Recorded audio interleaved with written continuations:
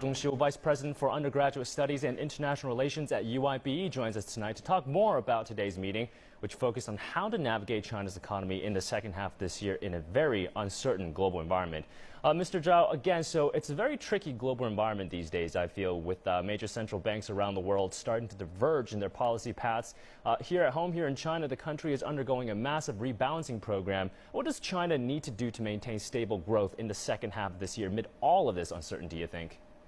Well, I think China need to make a little bit ease the monetary market and more flexible to focus the domestic the business and create more favorable conditions for the small and medium size business. And since the government realized that it's important to have this the neutral environment for the business, and then since when facing the global the environment and quite divergent, and so that's for the domestic the monetary market.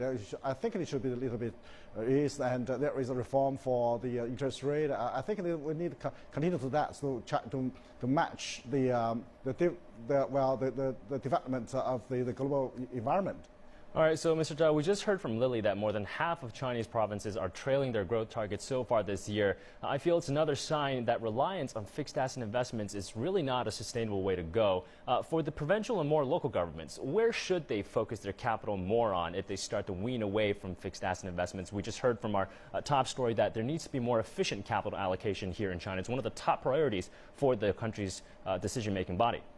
Well, for the local governments, it will be different with the past. That they focus on the infrastructure and also real estate, and that is money in the to upgrade this local economy, like not the infrastructure, but the infrastructure, and also have some money to the low-income the families and give them more the disposable income, and that give them the confidence, and also some public facilities that will be will upgrade the local economy.